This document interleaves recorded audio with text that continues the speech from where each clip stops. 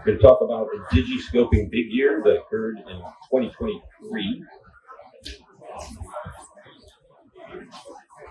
And for folks that don't know, digiscoping is, of course, using some sort of digital device behind spotting scope to get pictures of birds, wildlife, etc. It gives you massive focal length. So it's something that we've got a lot of experts on the stand who help you with digiscoping. But one of the things that I've done that's kind of unique over the years as an avid digiscoper is keeping track of my digiscoping year list. And what I do, I take pictures through the scope with the phone, camera, etc., and keep track of all the birds I see. My rules are simple. It's got to be taken through the Kowa scope, and it has to be an identifiable photo. So January 1, 2023, started off early morning doing a big day to kick off in my home state of Florida, and started about 4 a.m. kicking off with whippoorwill. Eastern whippoorwill is the first bird of the year, and continued on that day to see over 127 bird species that day, but very few pictures taken. The idea there was to capture a lot of images of the birds. But over the next week, continued on taking pictures of birds in my area in Florida. A lot of birds to see there. You've got many bird species in South Florida in winter. And I was just going about doing what I do. If a bird would sit still long enough to take its picture,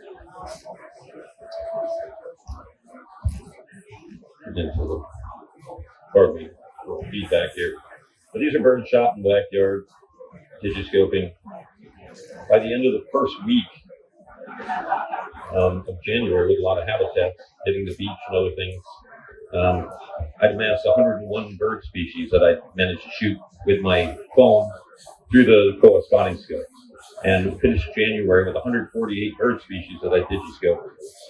Now, one of the things that I get to do all the time, I go to these birding events throughout the United States and elsewhere, and one of the biggest topics that we're always asked about is digiscoping, naturally. So we give a lot of digiscoping workshops, etc. See if we get some feedback here. Drop this mic, see if it's a little better for you. Pardon me. Do about 25, 30 different consumer birding events throughout the year. So it gets me around. I get to see a lot of birds. And 2023 was kind of unique because beyond the domestic events that I work every year, I also got invited to a few international trips. I was asked to give a digiscoping workshop at the Columbia Birdfair in Cali, Colombia. So went down, got to see some fantastic birds in Colombia, like the striated mannequin seen here, all digiscoped with iPhone through the Kowa scopes again. The South American and Birdfair bounces around. The Columbia Birdfair is always held in Cali, Colombia, which is one of the big cities. So you're in the midst of this big city in Colombia, and it's difficult because there's not as many birds there, right? So you're birding in London or something, you've got to kind of pick and choose. You have to get out of the city to see the birds, but we still did well. Here we are giving our digiscoping workshop in Colombia. Had great attendance, a lot of interest. But for me, outside of the working hours, I'm always in the field. I'm always out with the scope, wheeling around trying to get images of the bird. And in Colombia, of course, known for all kinds of species of hummingbirds and tropical tanagers that we're able to capture through the scope using the iPhone. Following Colombia, Colombia's got the largest diversity of birds in North America, actually in the world, of any country. So I went from doing an event in the birdiest country in the world to go to the birdiest county in North America in San Diego for the San Diego Bird Festival, and shot some of the local birds there. It was raining a lot of times got soaking wet with the gear, the birds dripping wet, looked like this. But picked up a lot of the specialty birds that you expect there too. And as I did this, the list grows. And by the end of February, I finished up with I had 336 species of birds that I'd already digiscoped that year. And I realized it's going to be a big year. Next up, Cape May, New Jersey. In April was the next event we did domestically. Got to go there and pick up some of the birds that, we don't normally see it in my home in Florida. But as I'm going about, I'm always trying to pick up some of the birds that I can't digiscope at home. So it didn't take long before I built quite a list of birds. One of the things that we did as Kowa, we also had a team in the Champions of the Flyway bird race. Got to go work in the Negev desert and did some dramatically different species, things like crested larks and desert larks, white-crowned meteors, and cream-colored coursers, Kashmar's bunting, and then, of course, a lot of the European migrants pushing through as well that are more familiar here. By the time I finished that, I was up over 403 bird species at the end of that event that I managed to digiscope.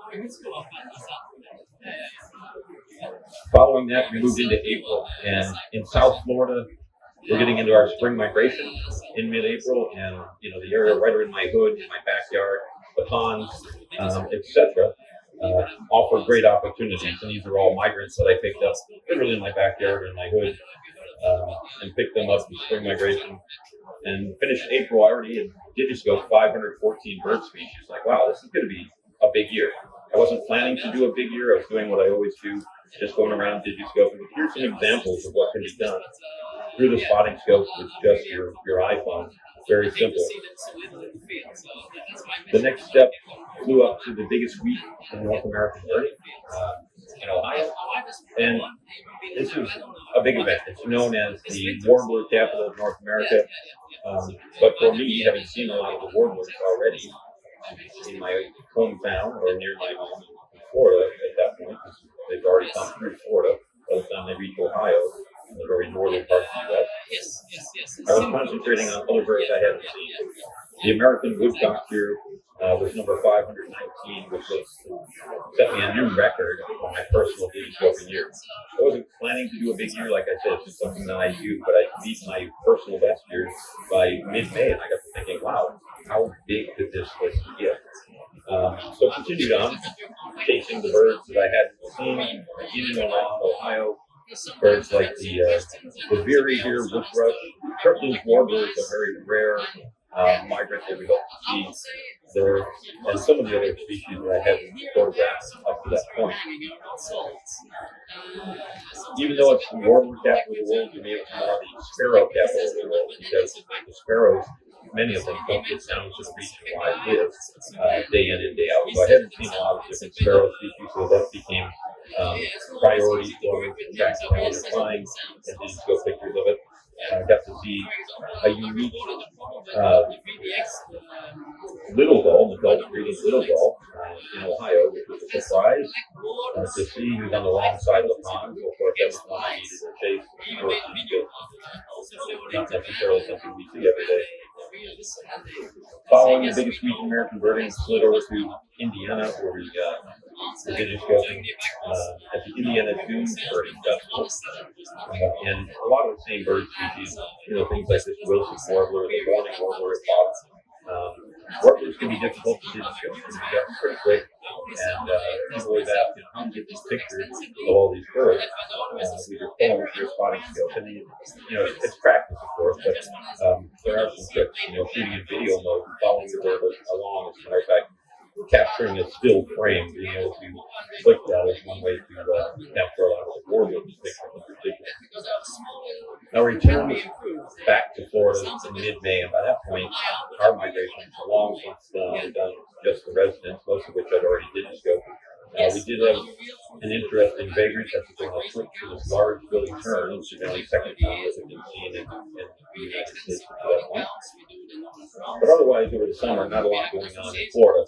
So my next trip that I trekked off to was to come here to the Global Birdfair. And of course, the Global Birdfair being what it is, being the largest event on the birding calendar, the most busy birding event in the entire world. It's real busy, so finding time is always difficult. But nonetheless, still managed to track down some of the locals and get to see a lot of friends along the way, adding to the species list, which continue to climb. No rest for the wicked, though. We had just launched our brand new 66mm scope, and so we had to show that off in America as well. So I had a whole slew of new shows to go to as a result of what we done. So jetting straight from the UK, go to Colorado for the Western Field Ornithologists and the Denver Field, the Colorado Field just joint meeting, where I got to experience some of the mountains this morning and this evening around the bending hour. And just padded the list a little bit more. Here you go. Flashing lights and 60s, digiscope, and the list climbs. I never intended to have this be a big year per se. It's just like doing what I always do, but with few special opportunities to travel, the year became big on its own. And really, the story here is that it's a testament to how great these birding events can be. Unlike the Global Birdfair, which is a trade show, consumer trade show, and business services birding, the shows in the U.S. are mostly back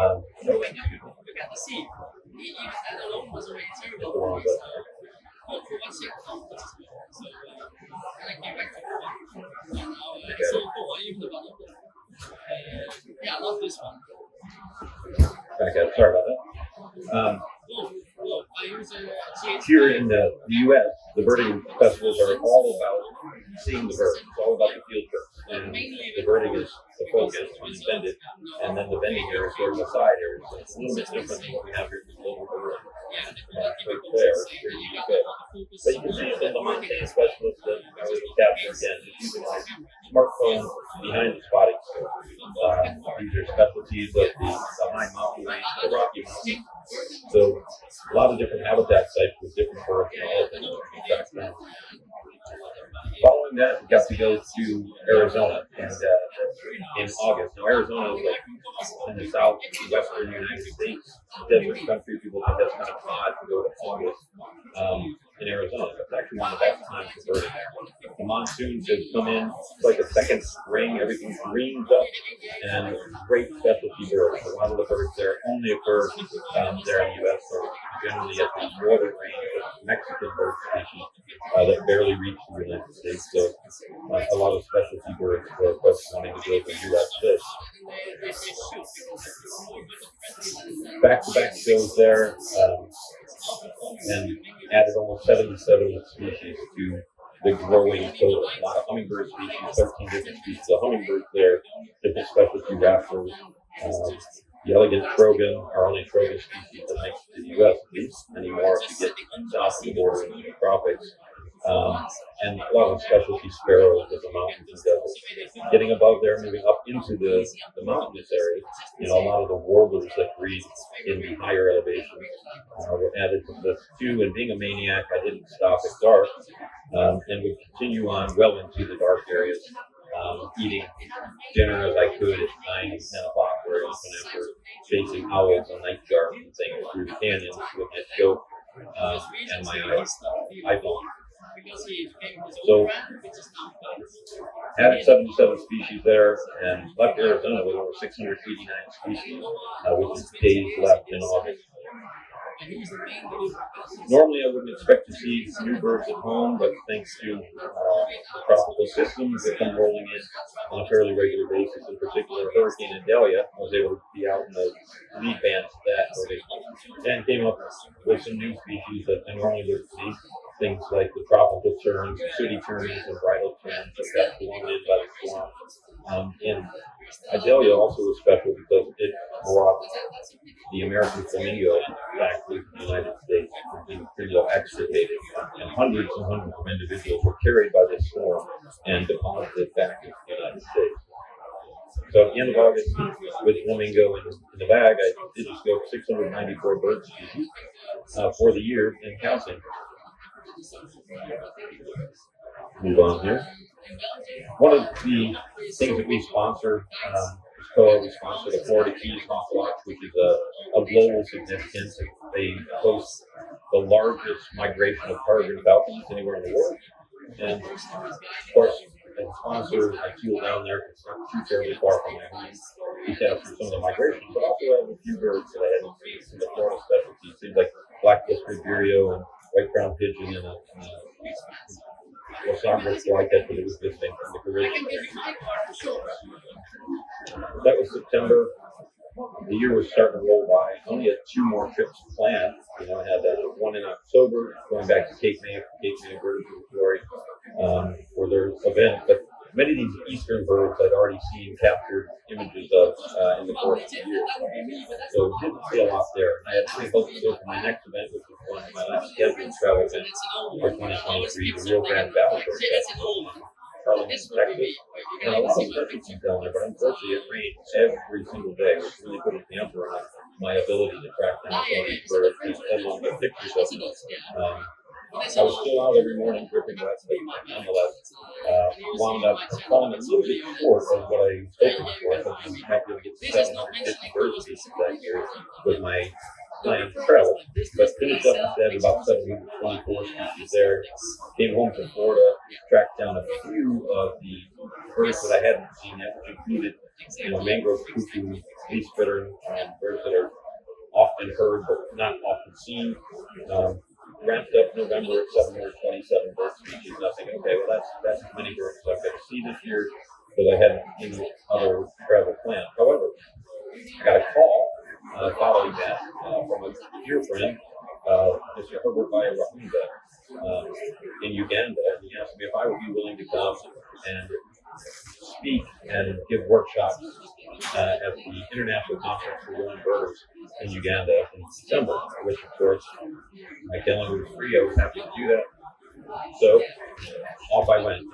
Many incredible stories, very inspirational stories of these women that are industry leaders from around the world giving their stories to speakers. My time was spent literally teaching Ugandan women birders how to better use scopes and binoculars to capture images to help them drive their social media. But Uganda, of course, was incredible, and away from the conference, the first 2 days, we spent another 3 or 4 trying to track down as much of the country as we could. And Uganda is known as the pearl of Africa for the wildlife that's there, so they will digiscope many of the expected, species, the mountain gorillas, chimpanzees, hippos, and elephants, lions, giraffes.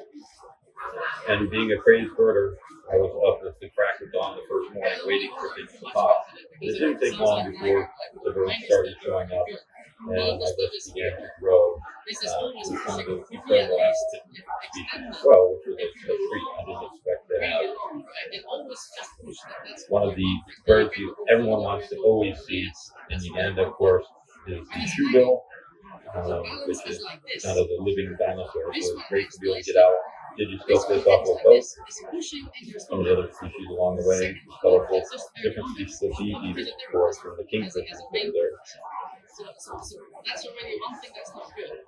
Just an idea of many of the different species. And again, all these were captured just on shooting with my phone through the scope as I'm going along birding. I'm not trying really to take pictures, I just shoot from the hip as I'm going along. So I finished up with Uganda after seeing a lot of these specialty birds, and there were wonderful raptors, the various, the Marshall eagle, long-crested eagle, African fish eagle, shown here, tawny eagle there. That lure. I finished up with Africa with 965 digiscope species, and that was far exceeded anything I ever thought I might be able to see. So I returned home and happy to announce that I reached 965 bird species. I thought that was a great accomplishment, but being social media, everyone said, you can't quit now, you have to get 35 more. So I'm like, where could I possibly go to see 35 more? And as I was pondering this, one of the comments on my post was from another dear friend who's here, Friend Carlos Betancourt from Canopy Family said, "Come on down here, we're going to finish this in town." So my son and I booked the flight, and flew down to Panama to spend 2 days birding with Carlos. He's been voted one of the best guides in the world, actually, twice. You can go and talk to them with Robin Marquis, 35. But got to see a lot of the species, three-toed sloths and things, but those don't count in my year list. So I was tracking down those last 35 birds, which we did by lunch the first day very easily with the best guide in the region in his backyard. Here's number 1,000 with the whitetail program, and Carlos gave me the thumbs up. And we had another full day, so we're not finishing with 1,050 bird species. Now, sounds like a lot. Not really a testament to my digiscoping skills as much as my ability to have great opportunities and great gear to capture what I'm seeing shooting from the hip along the way. And it's a great testament to these great birding events that occur. They're a great way to see the birds, travel from the park. That's all I got. Thank you.